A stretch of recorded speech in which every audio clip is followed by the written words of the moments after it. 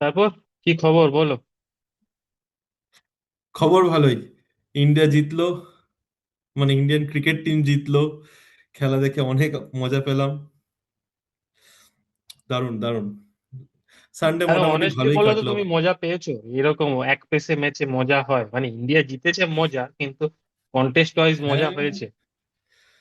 Event contest ছিল না, but India জিতলো, এরকম করে হারালো, সেটাই আনন্দ। Make sense. তারপর আমাদের প্রেডিকশন যা যা ছিল মোটামুটি তো সবই ঠিক হয়েছে। হ্যাঁ, প্রায়। তো খালি ফার্স্ট প্রেডিকশন কি সূর্য বলতো কুমার বল। যাদব হচ্ছে যে রানটা পেলো না, আর অভিষেক শর্মা নিয়ে আমি বলেছিলাম যে মানে ওর ওই ইয়েটা ঠিক ঝোলাবে, ও ঝুললো। হার্দিক পান্ডিয়ার কথা বলেছিলাম, ম্যাচ করেছে। তুমি তারপর তিনটে স্পিনার বলেছিলে, সেটা ম্যাচ করেছে। অ্যারাউন্ড 80% আমরা ম্যাচ ম্যাচ স্কোর তুমি বলেছিলে 180, 175, বেশিরভাগই ম্যাচ করে গেছে, প্রায় 80 to 90% ম্যাচ করেছে। তোকে বলেছিলাম না মানে শ্রীলঙ্কার উইকেট দেখে আমার মনে হয় গৌতম গম্ভীর এখানে একটা ট্রিক অ্যাপ্লাই করবে, যে ও একটা পেসারকে ড্রপ করে একটা এক্সট্রা স্পিনার আনবে, আর সেখানেই কুলদীপ যাদব আসলো টিমে।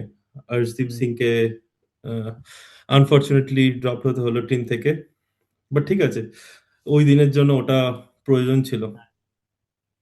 অবশ্য গৌতম গম্ভীর তো ওই জিনিসটাতেই করে, যে মানে ও কোনো তারকাতে বিলিভ করে না, ও নিজেই তারকা। তারপর আমরা এক্সপেক্ট করছিলাম যে একটা আর্লি উইকেট পড়লে যে ইন্ডিয়ার সেই ফিয়ারলেস অ্যাপ্রোচ থাকবে কিনা। আমি দেখে এসেছি যে আগের বায়োল্যাটারাল গুলোতেও যে উইকেট পড়ুক কি না পড়ুক, ইন্ডিয়া সেই মোমেন্টাম নিয়েই যাবে। আর এক্স্যাক্টলি সেটাই হলো। আউটস্ট্যান্ডিং আউটস্ট্যান্ডিং খেলা, মানে টোটাল অ্যাজ এ গেম হয়তো অতটা বেশি চ্যালেঞ্জ ইন্ডিয়াকে ফেস করতে হয়নি, বাট হুম।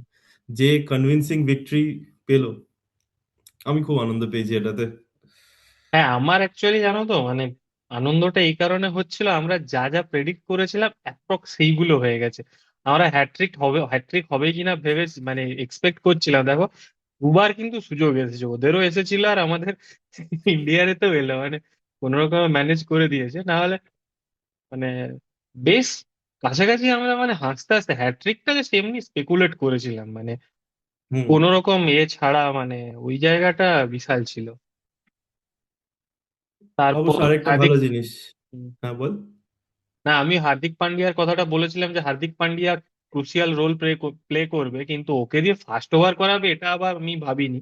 আবার ফার্স্ট ওভারে গিয়ে দেখো, ফার্স্ট ওভারে মেডেন উইকেট নিয়ে আসছে, মানে আলাদাই স্টার্ট না, দিয়েছিল। আমি আমি expect করেছিলাম যে হার্দিক পান্ডিয়া বোলিং ওপেন করবে, কারণ ও আগেও করেছে এই জিনিসটা।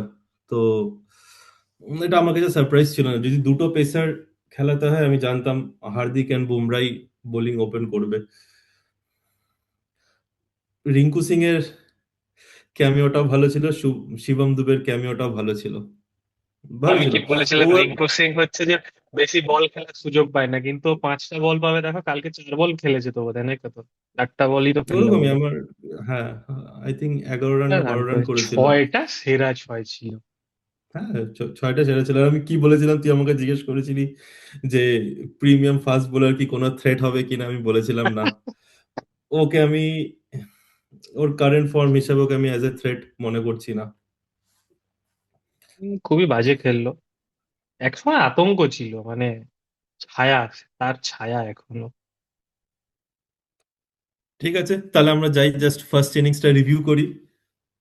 আর প্রেডিকশন তো চলো, যা করার সবাই হয়েই যারা গেছে। দেখেছে, হ্যাঁ, প্রেডিকশন ওয়াইজ যখন ম্যাচ হয়ে গেছে, মানে আমার মনে হয় রিভিউ করবো, বাট স্টিল চলো। আমরা এক্সপার্ট না হলেও কিন্তু প্রেডিকশন গুলো ঠিকঠাকই করেছি মোটামুটি, অ্যানালিসিস হ্যাঁ। যা যা করেছি। তো হুম। মোটামুটি ঠিকই আছে। রিভিউ করবে, কিছু নোটস নিয়েছো না মাথায়? নোটস মানে বেসিক কিছু মাথায় রয়েছে, আর স্ক্রিবল করা আছে চোখের সামনে, জাস্ট এদিক ওদিক যাতে কনভারসেশন না হয়। টাইম আমাদের খুব লিমিটেড আজকে। তুইও কাজ থেকে ফিরেছিস, আমিও কাজ থেকে ফিরেছি, ভাবলাম এটা রেকর্ড করে নেওয়া যাক। তো আই থিঙ্ক কিছু স্ক্রিবল নোটস হাতের সামনে রয়েছে যেটা রেখেছি, তো জাস্ট হুম। বুলেট পয়েন্টস হিসাবে ওটা টপিক কভার করার জন্য। সো ফার্স্ট ইনিংস ওকে। সামারি, ঈশান কিশনস অ্যাপ্রোচ কেমন লাগলো? ফাটাফাটি, এক কথায় জাস্ট ফাটাফাটি, মানে ওর জন্য আলাদা করে কোনো অ্যাডজেক্টিভ খুঁজে পাচ্ছি না। সো মানে ইনক্রেডিবল ইনিংস। আর ওখানে আমার যেটা ওর পার্সোনালি যেটা মানে ভালো লেগেছে, যে উইকেট পড়ে যাওয়ার পরও ওদের মানে যথেষ্ট ভালো বোলিং অ্যাটাক ছিল, সেটাকে প্রায় মানে স্কুল পর্যায়ে নামিয়ে এনেছিল। Excellent batting, excellent approach. আমিও সেম আর মনে করি। আর হচ্ছে যে মানে আমরা যেটা প্রেডিক্ট করেছিলাম সেটা হচ্ছে যে সূর্য কুমার যাদব হচ্ছে যে লাইমলাইট নিয়ে যাবে, কিন্তু লাইমলাইটটা হচ্ছে যে কালকের রাতের জন্য ঈশান কিষানের ছিল। হ্যাঁ, যার যেদিন দিন থাকে, কালকে ঈশান কিষানের দিন ছিল ব্যাটিং এ। আর তোকে একটা জিনিস বলেছিলাম দেখলি, যে অভিষেক শর্মাকে ওরা খুব একটা বেশি রুম দেবে না, ক্লোজ টু দ্য বডি বল করবে। আর দেখ সালমান মির্জা বলছিস, ওদের ক্যাপ্টেন যে সালমান আলী আগে যে বল করছিল, যে আউটটাও হলো, ক্লোজ টু দ্য বডি বল করেছে যাতে ও রুম বানিয়ে না মারতে পারে। ঠিক আর আছে, এটা তাছাড়া ওর ওটা অ্যাপ্রোচ। টাইমিংও ভালো হয়নি, বেকার খেলেছে, যে হ্যাঁ ঠিক হ্যাঁ, আছে ঠিক আছে, চলো। আর ঠিক ওকে আছে, যা এটাও। যেই কারণে করা উচিত হবে না, কেননা দেখো ওকে আমার ধারণা ওই মানে ওই ফ্রিডমটা টিম দিয়ে রেখেছে, তুমি 0 রানে আউট হলেও উই ডোন্ট কেয়ার, হুম। কিন্তু তুমি যে রানটা করবে সেটা আমাদের টিমে বাকিরা কেউ হয়তো করতে পারবে না। তো আর তারপর হচ্ছে যে ও ফার্স্ট ইন্ডিয়া পাকিস্তান ম্যাচ খেলছে আইসিসি টুর্নামেন্টে, ট্রিমেন্ডাস প্রেসার। তো ঠিক আছে। আর তাছাড়াও ও একটা শরীর খারাপ থেকে জাস্ট হ্যাঁ, রিকভার করে এসছে। তো আমরা জানি না যে অ্যাজ এ স্পোর্টসম্যান তার ভিতরে কি রকম জিনিস চলছে, সাইকোলজিক্যালি সে কিরকম ফিল করছে বা কিছু। বাট ঠিক আছে, যে আমরা এক্সপেক্ট করেছিলাম হয়তো যে অভিষেক শর্মা একটা ফ্লাইং স্টার্ট দেবে, বাট ঠিক আছে, ঈশান কিষান সে জায়গায় সেই আই জায়গাটা থিঙ্ক নিয়ে নিয়েছে। তবে দারুণ একটা দারুণ, মানে জিনিস মানে আউটস্ট্যান্ডিং। আউটস্ট্যান্ডিং, আর এই কারণেই আউটস্ট্যান্ডিং, মানে আরো এক্সট্রা মানে স্পেশাল আমার ধারণা, কেননা ঈশান কিষান বোধহয় নিজেও 1 মাস আগে অবধি জানতো না যে ও ওয়ার্ল্ড কাপ খেলবে কিনা, টিমে ছিল না। তুমি ভাবো মানে ভগবান রাখে, হুম। মানে হার্ড ওর ওয়ার্ক আমি ট্যালেন্ট বলবো। নিয়ে কোনো সন্দেহ ছিল না, কিন্তু এই লাক, আমি এক্স্যাক্টলি হার্ড সেই ওয়ার্ক। আগের একটা ডিসকাশনে বলছিলাম না যে লাক। দেখ অ্যাগেন, ওর গিয়ে ডোমেস্টিক ক্রিকেট খেলেছে, ওখানে রান করেছে, আই থিংক ও জিতিয়েওছে নিজের টিমকে, স্টেট হুম টিমকে। হুম তো হুম হুম হুম, সিলেক্টরদেরকেও এর জন্য আই থিংক আমাদের অ্যাপ্রিসিয়েট করা উচিত, যে উচিত, হ্যাঁ। ডোমেস্টিক পারফরমেন্সটা রেকগনাইজ করে ওকে এই মোমেন্টে নিয়ে এসছে। নাহলে জিতেশ শর্মা তো আমাদের একটা লোয়ার ব্যাটিং অর্ডারে বেশ ভালো স্টেবিলিটি দিচ্ছিল। তো ওই জায়গা থেকে জিতেশ শর্মাকে সরিয়ে ঈশান কিষানকে আনা, অ্যান্ড সঞ্জু স্যামসনের বলতে পারি যে একটা মানে বাজে সিরিজ গেল, যার জন্য ঈশান কিষান সেখানে রিপ্লেস করলো। অবভিয়াসলি ঈশান কিষানের আউটস্ট্যান্ডিং পারফরমেন্স ছিল নিউজিল্যান্ডের সাথে, যার জন্যই hmm okay as a first preference টিমে রেখেছে। হুম। তোকে বলেছিলাম না, ফার্স্ট পাওয়ার প্লে যে ডমিনেট করবে এরকম পিচে, মোরালেস যেখানে পিচটা একটু স্লো হয়ে যায় পরের দিকে, তো ওখানে যে পাওয়ার প্লে জিততে পারবে, মানে পাওয়ার প্লেটা ডমিনেট করতে পারবে, ম্যাচটা 50-60% ওখানেই বেরিয়ে যাবে। আমি হুম। প্রেডিক্ট করছিলাম 60 রানস, বাট হয়তো 60 যায়নি, 50-র কাছাকাছি ছিল। বাট আমি তুই যদি 50 না, বলেছিলাম। হ্যাঁ, বাট তুই যদি সেভেন্থ ওভারে যাস, সেখানে ইন্ডিয়া কিন্তু 7 না 8 ওভার্স 84 হয়ে গেছিল অলরেডি। তো এভারেজ 10 রানস ধরলে এন ম্যাচ ওভার করে চলে যাচ্ছে, হ্যাঁ। গেছিল। হ্যাঁ, হুম 10 রানস এন ওভারে। তো ওরা ভালো খেলেছে, মানে এখানে আর কিছু বলার নেই। আর তোকে বলেছিলাম যদি ওই, আরেকটা মজার জিনিস যেটা আমি দেখছিলাম, ইন্ডিয়া স্কোর কত ছিল তখন, 82 না 83 ছিল, সেখানে 72 রান ঈশান কিষানের ছিল। মানে এই জিনিসটা দেখে 84 আমার সেই রানে রোহিত শর্মা, 73 রান, হ্যাঁ। হ্যাঁ এটা দেখে আমার সেই রোহিত শর্মার অস্ট্রেলিয়ার সাথে টি-20 ওয়ার্ল্ড কাপের ইনিংসটা মনে পড়ে গেল। Exactly, exactly. যাই হোক, তো ভালো স্টার্ট পাওয়ার পরে তারপর আমরা ডিসকাস করছিলাম যে ইন্ডিয়া মিডল ওভার্সে কি করে খেলবে, কারণ যেহেতু পাকিস্তানের হুম, প্রচুর স্পিনার, কাল দেখ ওরা এক্স্যাক্টলি। একটাই পেসার বোধহয় ইউজ করেছে জাস্ট। এটা তাও রেকর্ড, আমি দেখলাম ওই খেলা দেখার সময় দেখাচ্ছিল যে first time in any ICC tournament যে 6টা স্পিনার ইউজ হয়েছে, ওখানেই স্ট্যাটেই বলছিল। হুম। তো বাপরে। আমরা আগের মানে পডকাস্ট বা যাই বলি না কেন, ডিসকাশন এটা, মানে কথার মাধ্যমে আমরা বলছিলাম যে ওভার নাম্বার 7 থেকে 14-15 অব্দি ইন্ডিয়া জাস্ট স্ট্রাইক রোটেট করবে, উম, হুম, ওই চ্যালেঞ্জিং স্পিন কন্ডিশনসটাকে নেগেট করার জন্য। বাট ঠিক আছে, ওটা ইন্ডিয়ার আমার মনে হয় ওই পেয়েছে। টাইমে এক্সেস রিস্ক নেওয়ার কোনো প্রয়োজন ছিল না, কারণ এনাফ 9 রান রান দশ ছিল। রান ওভারে আসছিলই। তো হুম এখানে পাকিস্তানের একটা ভুল হয়ে গেছে আমার মনে হয়। ও যে ফার্স্টলি আমার মনে হলো যে সালমান আলী আগা যখন প্রথম 2 ওভারে 10 রান না 11 রান দিয়েছিল, ও উইকেট ওকে পেয়ে আরেকটা গেছিল, ওভার করে কেন নেওয়া উচিত ছিল। আর একটা ওভার করে নিতে পারলেও পারতো। তো কেন চেঞ্জ আসলে করলো কি আমি। বলতো, ওইখানে গিয়ে না তোমাকে হচ্ছে যে মানে আমার পার্সোনালি মনে হয় যে একটা রিস্ক করে যে কেউ একটা বলেছিল যে আম, অনেক আগেরে, যে সামি আর বুমরা ওরা উইকেট নিয়েছে, কিন্তু ওকে ওখানে বোধহয় যে আর এক ওভার করাবে না ওকে পরের জন্য রাখবে, মানে ওই জায়গাতে নিয়ে গিয়ে এরকম একটা দোনামোনায় ভুগতে গিয়ে বলছে ঠিক আছে চলো আমি একে দিয়ে করিয়েই দেই। মানে ওখানে করালো এবং বুমরা একটা উইকেট নিয়েছিল, তো ওই একটা মানে ফার্স্ট স্পেলে কতটা করাবে আর কতটা ব্রেক করাবে ওখানেই আমার ধারণা মানে ওটাই ডিফাইন করে দেয় তুমি কত ভালো ক্যাপ্টেন বা কতটা অভিজ্ঞ, আমার ভালো মনে ইন হয়, দা সেন্স অভিজ্ঞ। হ্যাঁ, হ্যাঁ, আমার মনে হয় জানিস তো, ও ওখানে ভাবছিল যে ওর যে কাজটা ছিল ফার্স্ট দু ও ওভারের করে মধ্যে দিয়েছে। একটা উইকেট নেওয়া, যে ওর যখনই ওই কাজটা হয়ে গেছে, আমারও মনে হয়েছে যে ও যেন লিড স্পিনারের উপরে ডিউটিটা বা একদম। রেসপন্সিবিলিটিটা ছেড়ে দিল, যে আমার কাজ আমি করে ফেলেছি, এবার তোমাদের কাজ তোমরা করো। বলতে পারো।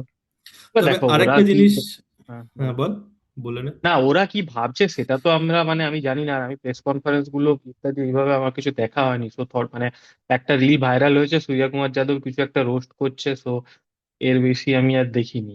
যার ফলে কি থট প্রসেস বা কি না আমি জানি না, কোনো আইডিয়া নেই হ্যাঁ, আমার। আমিও জানি না তুই কোন রিলের কথা বলছি, ওটা আদৌ প্রি ম্যাচ না পোস্ট ম্যাচ, যাই হোক সেটা নিয়ে আমরা এখানে কথা বলবো না। ওকে হ্যাঁ, তো ওইসব নিয়ে ভুলভাল জিনিস তা নিয়ে বলবো না। আরেকটা ডিফেন্সিভ অ্যাপ্রোচ আমার যে লাগলো, যে যাকে নিয়ে, যেই বোলারটাকে নিয়ে এত হাইপ, তাকে। তাকে এত লেটে কেন আনলো ও, মানে হুম। যাকে, মানে এই সবকটা বোলারকে ইন্ডিয়ান ব্যাটসম্যানরা আগে খেলেছে কোনো না কোনো টাইমে, এই বোলারটাই যে তারা এক্সপেক্ট করছিল যে মিস্ট্রি স্পিনার হবে।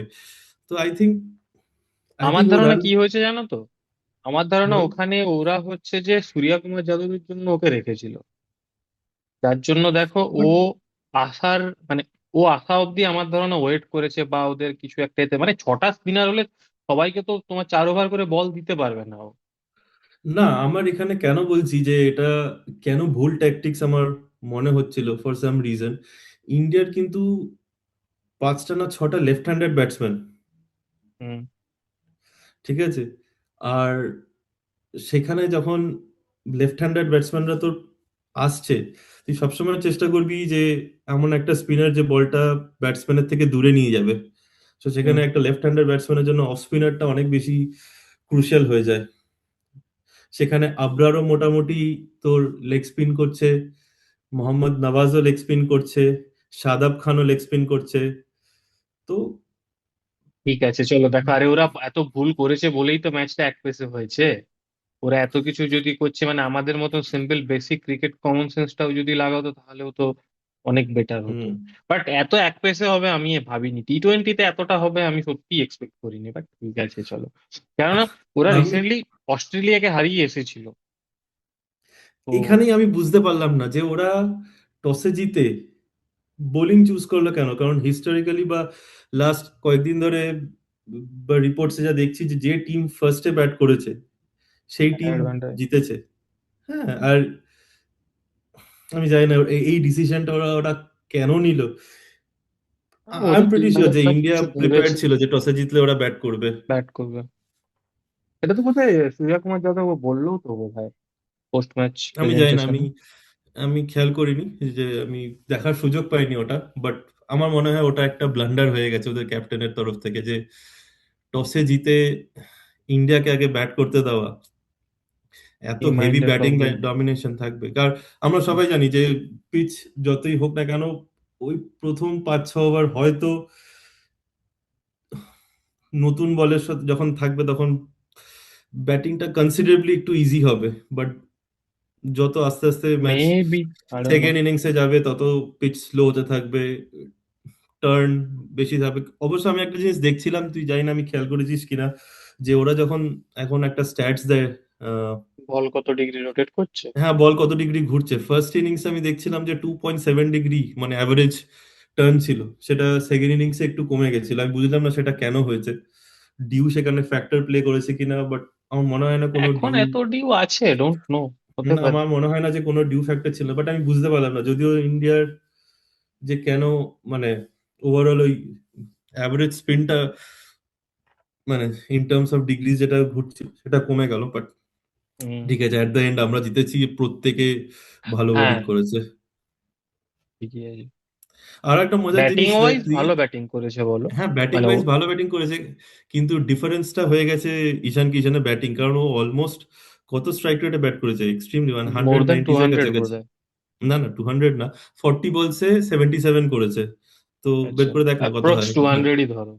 হ্যাঁ অ্যাপ্রক্স 190 এর কাছাকাছি হয়তো স্ট্রাইক রেটে ব্যাট করেছে, আর সেখানে বাকি সবাই মোস্টলি কিন্তু রানার বল খেলেছে, মানে এরকম না যে একশো এক্সট্রিমলি হাই বিরানব্বই স্ট্রাইক রেট। দশমিক পাঁচ হ্যাঁ ওই বললাম তো অ্যাপ্রক্সিমেটলি 190 এ। তো আর শেষের ওইখানেই দিকে একটা, এসে রিঙ্কু সিং, ও বাদ দিলে বাকি মানে ওই ক্যামিও গুলো বাদ না দিলে শিবম, বাকি সবারই। শিবম দুবে বোধহয় 17 বলে 27 করেছে তো। আচ্ছা, হ্যাঁ।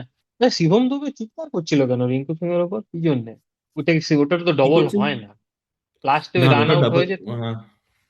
হ্যাঁ ঠিক আছে, ওটা ডাবল কোনোভাবেই ছিল না, ডাবল নিতে গেলে রান আউটই হতো, বাট ঠিক আছে হ্যাঁ, ওটা ওই হিট অফ দ্য মোমেন্টে বা হয়তো একটা জাজমেন্টের বা যা কিছু হতে পারে ওটা, কি জানি। ঠিক আছে। তার মানে তাছাড়া মানে ওটা তো লাস্ট বল ছিল বোধ হয়। না না, লাস্টের আগের বল ছিল ওটা।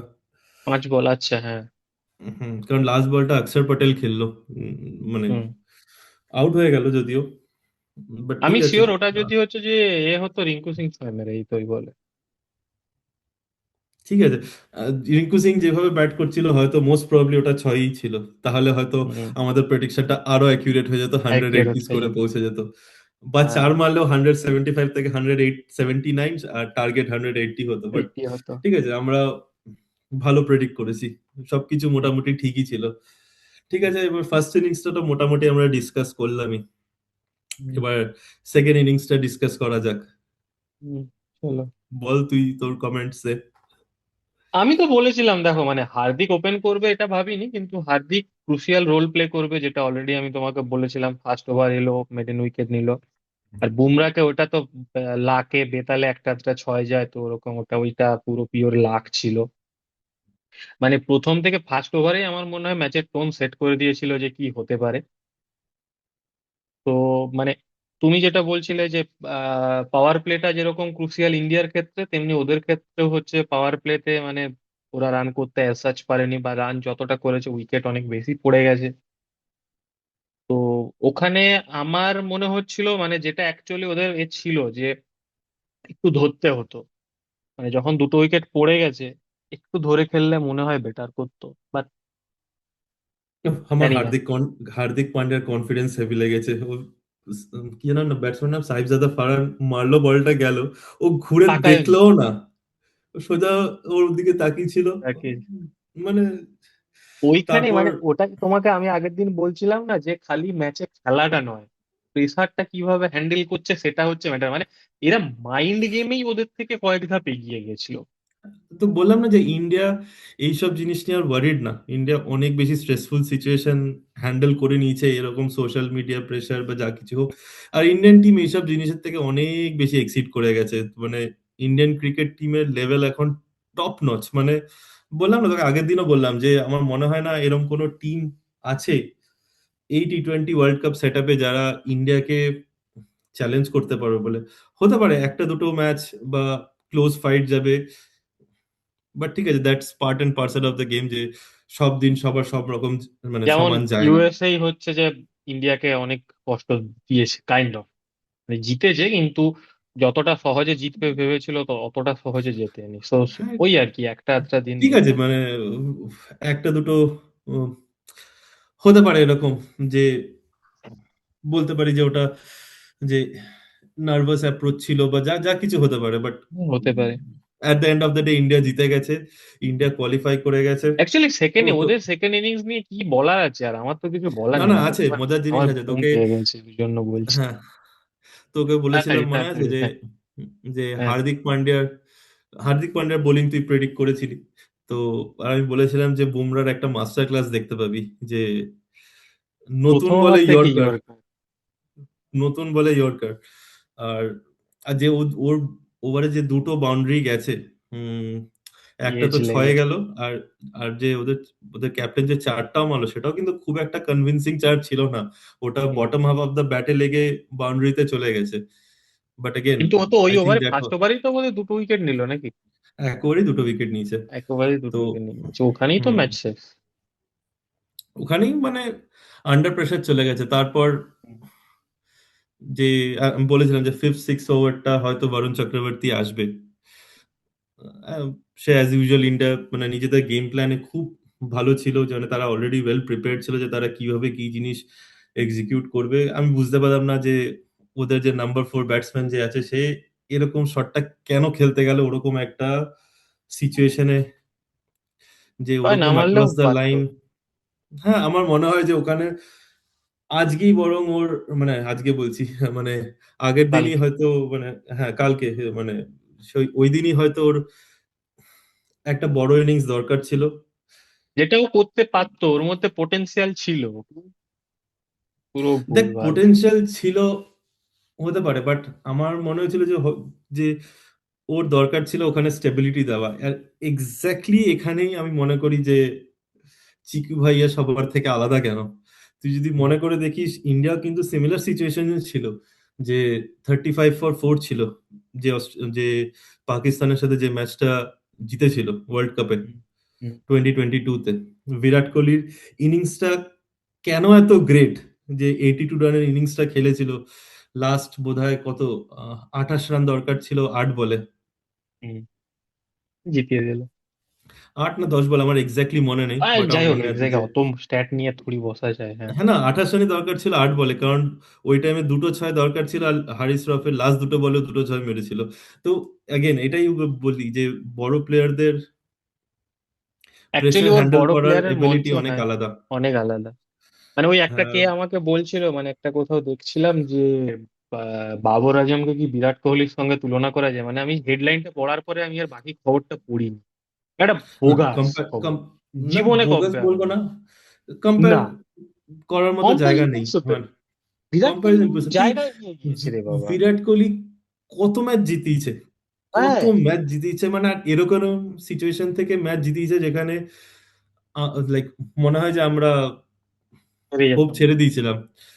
ইভেন আগের ওয়ার্ল্ড কাপ জাস্ট 2023 টি-20 ওয়ার্ল্ড কাপ ফাইনালে পুরো ওয়ার্ল্ড কাপ কিন্তু বিরাট কোহলি সেরকম রান 24 পায়নি। হ্যাঁ 24, হ্যাঁ সরি 24, 2023-তে তো মানে ওডিআই ওয়ার্ল্ড কাপ ছিল। ছিল। টি-20 ওয়ার্ল্ড কাপে বিরাট কোহলি কিন্তু টি-20 ওভারঅল ওয়ার্ল্ড কাপে পুরো বিরাট এতে কোহলি কিন্তু খুব একটা পায়নি। বেশি রান পায়নি কিন্তু আমার মনে হয়। বাট ফাইনালে যখন ইন্ডিয়া আন্ডার প্রেসার ছিল ওই কিন্তু সেই 75 না 76 এর একটা ওই তো পুরো ইনিংস। ইনিংসে, পুরো এই বাকি সব ইনিংস গুলো নিয়ে ছিয়াত্তর, ফাইনালে গিয়ে ছিয়াত্তর। আমি নিজেরা জানি না আগের টোটাল স্কোর কত ছিল ওই বাকি ওই রকমই ইনিংসগুলো একটা মিলিয়ে। কিছু ছিল, তো যাই হোক মানে যে ওটাই একটা, কেউ কতটা বড় সেটা হচ্ছে আহ, যে কাইন্ড অফ হ্যাঁ। বোঝায় আর কি।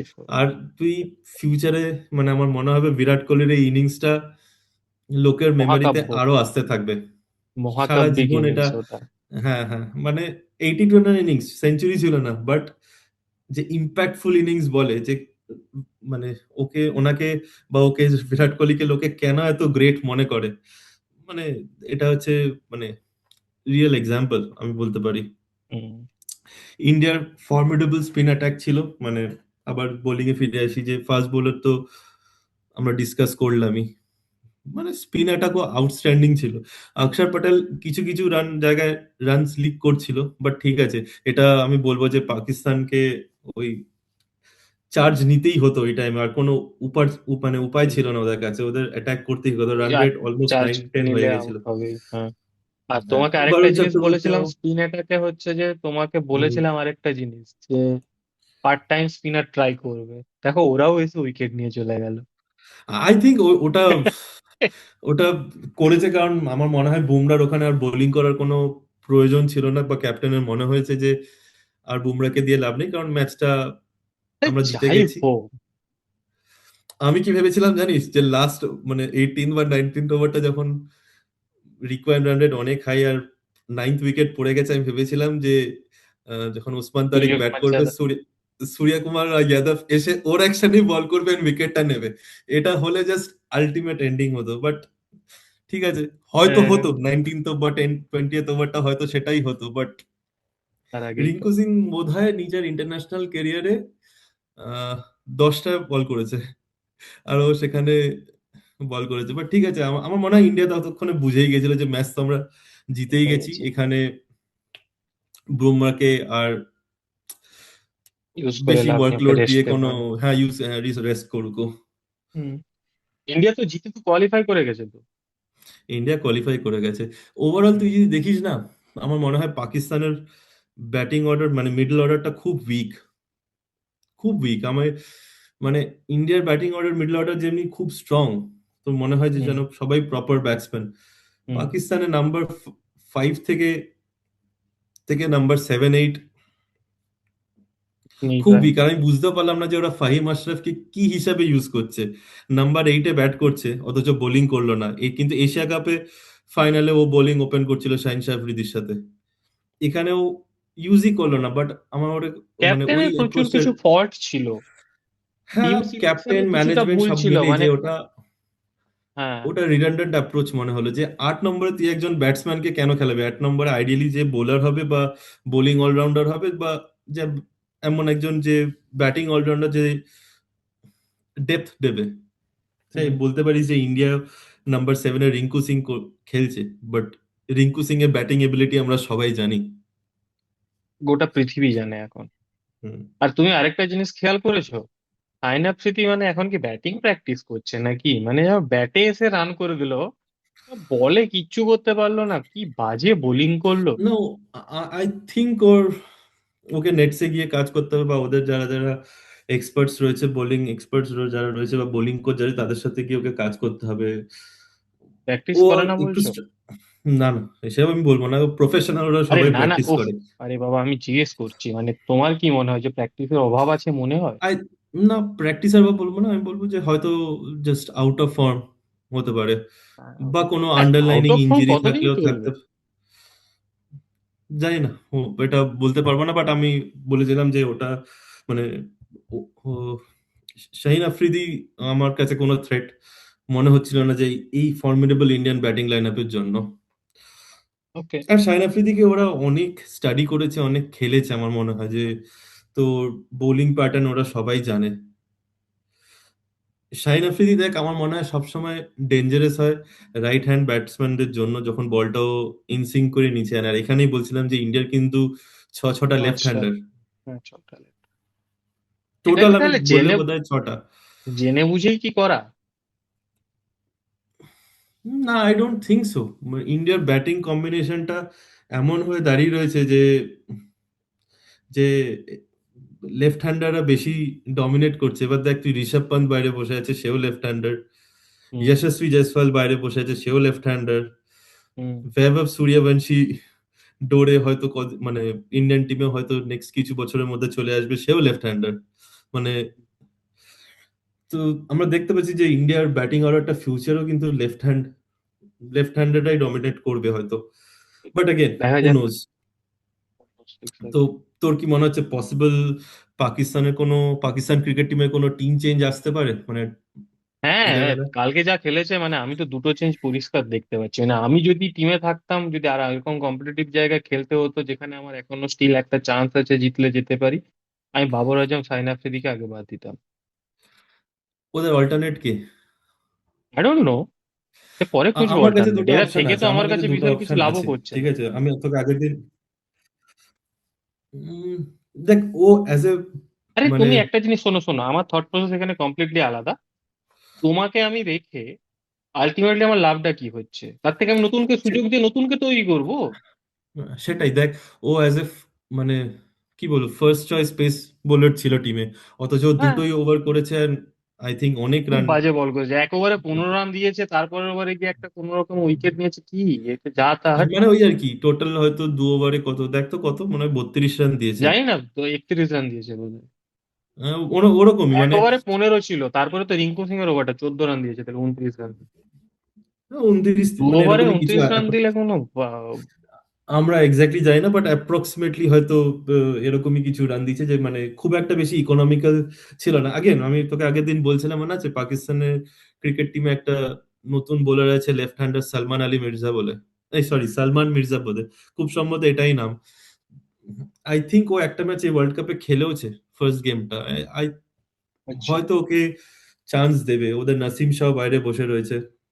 হুম। ওদের একটা নতুন উইকেট কিপার ব্যাটসম্যানও এসছে খোয়াজা নাফে বলে। কি জানি, আমি সত্যি বলছি মানে আমার হ্যাঁ, ওদের টিম শুনছি গুলো নাকি ও, এগুলো নিয়ে কিছু হ্যাঁ, দেখা হয়নি। শুনছি ও খুব ভালো ট্যালেন্ট, মানে পাওয়ার হিটিং এবিলিটি খুব ভালো।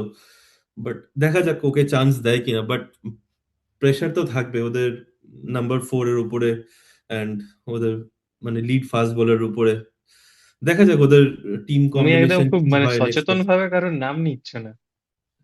হ্যাঁ, ঠিক আছে মানে। ঠিক আছে, চলো চলো, ছাড়ো।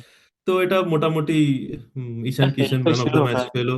আর হ্যাঁ, তো এটা ঠিকই প্রেডিক্টেবল, ওটা ঠিকই ছিল। আর কি, আর আপাতত সেরকম তো কিছু, মোটামুটি না, সবই কভার আরেকটা করে নিলাম। মোটামুটি সবই আজকে কভার ম্যাচ হয়ে গেছে, বাট দেখেছো? আজ, হ্যাঁ ওটাই এক্স্যাক্টলি। বলছিলাম যে আমাদের এই ডিসকাশনটা শেষ হওয়ার আগে জাস্ট একটা ছোট্ট জিনিস, মানে এটা একটা বিগেস্ট আপসেট আমার মনে হলো যে upset? Australia, Australia could be out, ঠিকই কুড বি আছে আউট অফ দ্য মানে, টুর্নামেন্ট। আমি তো ওটা না মানে, না না, বিশ্বাস করো আমি পার্সোনালি অস্ট্রেলিয়া আর ইংল্যান্ড হারলে আমার সেই মজা হয়, ঠিক আছে। হতে পারে, বাট আমি জানি না, আমার মনে হয় না, অস্ট্রেলিয়ান তুমি টিম এখন বিশ্বাস একটা, করো, অস্ট্রেলিয়াকে নক আউটে অস্ট্রেলিয়া যদি পৌঁছে যায়, কমপ্লিটলি হ্যাঁ, ডিফারেন্ট সেটা তো টিম, বলতে, ঠিক আছে। হ্যাঁ সেটা ওরা সেটা এই ঠিক। কষ্ট কষ্ট করে যদি পৌঁছেও যায় না, তারপর দুটো হয়তো ফাইনাল পৌঁছে যাবে, সো ওই এই অস্ট্রেলিয়ান বিপদকে আগেই টিমটা কেটে আমার মনে ওঠা হচ্ছে, পুরোটা। হ্যাঁ, এই অস্ট্রেলিয়ান টিমটা আমার মনে হচ্ছে ট্রানজিশনের ভিতর দিয়ে যাচ্ছে। ওদের সেই হ্যাঁ। স্ট্রং বোলিং লাইন আপও নেই। কামিন্স তো বোধহয় চোটের জন্য এ হলো না, তো সব মিলে আই এ থিঙ্ক হয়েছে। কামিন্স, হেজেলউড তো নেই টিমের মধ্যে। ঠিক আছে, ও আমার মনে হয় ও মানে অস্ট্রেলিয়ান ফাস্ট বোলিং ইউনিটটা এখন একটা ট্রানজিশনের মধ্যে আস্তে আস্তে আসছে। তো ঠিক আছে, ওদের টিমটা সেট হতেও এবারে ঠিকই টাইম আছে। লাগবে, বাট অ্যাগেন অস্ট্রেলিয়া নকআউটসে কোয়ালিফাই করে গেলে চাপ আছে। They will be a different team all together. Exactly. তুমি আজকে একটা জিনিস যে বলছিলে না, পাওয়ার প্লে এ করলে মানে ডমিনেট করলে হয়, আজকে আমি দেখছিলাম ওদের এতে, অস্ট্রেলিয়া কিন্তু পাওয়ার প্লেতে বেশি রান করেছিল, কিন্তু ওদেরকে নাসিঙ্কা, পাথুম নাসিঙ্কা নাকি সেঞ্চুরি করলো যে, বাথুম এ নিসাঙ্কা কি, কি পিটান পেটালো বাপরে! আমি খেলাটা খুব ভালো দেখছিলাম খেলেছে, ল্যাবে মাঝে মধ্যে চালিয়ে। খুব ভালো খেলেছে। পাথুম নিসাঙ্কা খুব অসাধারণ ভালো খেলেছে। ব্যাটসম্যান। আমি প্রথম নিসাঙ্কাকে অ্যাজ এ ব্যাটসম্যান অনেক ভালো, অনেক পছন্দ করি। হুম। না অস্ট্রেলিয়া আমার ভালো পার্সোনাল। ছিল, ওদের বোধহয় 10 ওভারে, ভালো রান ছিল, অস্ট্রেলিয়া ভালো বোধহয় রান ছিল। 10 ওভারে মোটামুটি আহ 100-র উপরে 104 বা 105 করে ফেলেছিল। ও সেইখান থেকে অসাধারণ। ওরা আরে ওদের ওপেনিং জাস্ট ওয়ান জুটিতেই তো বোধহয় 104 ছিল নাকি? হ্যাঁ হ্যাঁ, ওরকমই ছিল, 100 প্লাস ছিল। সেখান থেকে হ্যাঁ। ওরা কত করেছে টোটাল, 181 ওয়ান এরকমই কিছু করেছে নাইনটি বোধহয়। ছিল বোধহয়। যাই হোক, কিছু একটা। এরকমই কিছু কাছাকাছি করেছে, আমার খেয়াল নেই ঠিক। বাট দেখে সেখানে নিচ্ছি ওরা দাঁড়াও। রেস্ট্রিক্ট করলেন, শ্রীলঙ্কা আউটস্ট্যান্ডিং ক্রিকেট খেললো। হুম। এক্স্যাক্টলি। তো দেখা যাক কি হয় এবার। তো ওরা এখন 181 করেছিল, অস্ট্রেলিয়ার, শ্রীলঙ্কা 184 করেছে। হ্যাঁ হ্যাঁ, প্রথম নিশাঙ্কা 100 করেছে। আর প্রথম নিশাঙ্কা একটা ক্যাচ নিয়েছে দেখবি। আমি সবসময় বলি যে, আমরা সবাই বলি যে Jonty Rhodes is a good, very good fielder, probably the best, ঠিক হুম। আছে। বাট আমি গ্লেন ফিলিপসকেও ইকুয়ালি রেট করি জন্টি রোডস এর মতো, গ্লেন ঠিক ফিলিপস আছে। আলাদা ও তুই জিনিস। একটা মজার কথা বলি, জন্টি রোডসই কিন্তু বোধহয় একমাত্র ফিল্ডার যে ফিল্ডিং করে ম্যান অফ দ্য ম্যাচ নিয়েছিল, খুব সম্ভবত। আমি কোথাও একটা দেখছিলাম, আমার খেয়াল নেই এক্স্যাক্টলি কোন ম্যাচ বা শুনেছি কিছু। আমি এক্সাক্ট। হ্যাঁ। হ্যাঁ, এটা হয়তো জন্টি রোডসই one and only player in international cricket যে ফিল্ডিং করে man of the match prize পেয়েছিল। ওকে। দেখা যাক এবার জানতাম না, জানলাম। অস্ট্রেলিয়ার আগে এখন মানে কোয়ালিফাই করবে কিনা এটা ডিপেন্ড করছে যে জিম্বাবুয়ে আয়ারল্যান্ড ম্যাচটা কিরকম যায়। জিম্বাবুয়ের আই থিঙ্ক এখনো দুটো ম্যাচ বাকি আছে। হুম। যাই হোক, যাই যাই হোক না কেন, সুপার 8 খুব ইন্টারেস্টিং হতে চলেছে হুম। যদি অস্ট্রেলিয়া জিম্বাবুয়ে বেরিয়ে যায়। আয়ারল্যান্ড, জিম্বাবুয়ে আয়ারল্যান্ডে বাকি আছে, কিন্তু জিম্বাবুয়ে দুটো ম্যাচ বাকি আছে। ওটাই তো বললাম, জিম্বাবুয়ের এখনো দুটো ম্যাচ বাকি আছে। দেখা যাক আগেন, গ্রুপ স্টেজ শেষ হয়ে গেলে, সুপার 8-এ পৌঁছে গেলে আমি মনে করি ওটা আবার একটা নতুন টুর্নামেন্ট। টুর্নামেন্ট, হ্যাঁ, দ্যাট ইজ ট্রু। তো ওখানে সবাই আবার, সব টিমকে আবার জিরো থেকেই স্টার্ট করতে হবে।